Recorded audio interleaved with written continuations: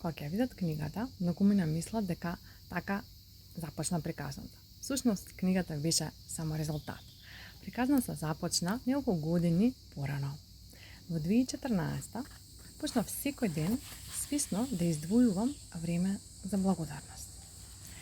Не затоа што се беше совршено, туку затоа што сакав да проверам дали оваа навика на вистина прави толку голема разлика. Морам да признавам дека голем дел од мене беше скептичен.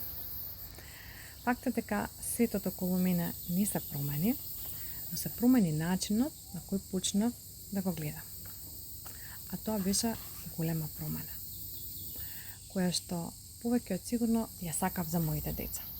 Па почнав секоја вечер огнем да го прашувам што беше тоа што ти беше најубаво денес. Тоа беше детската верзија за што си благодарен. Само си споделувавме што беше најубаво во денот. А на тоа по некое време се приклучи и Елена.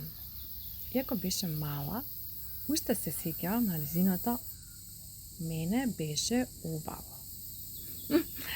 Кога видов колку природна ја прифатија таа навика, не сакав да остане само во нашето семејство. Така започна приказната за благодара. А тоа беше само почеток.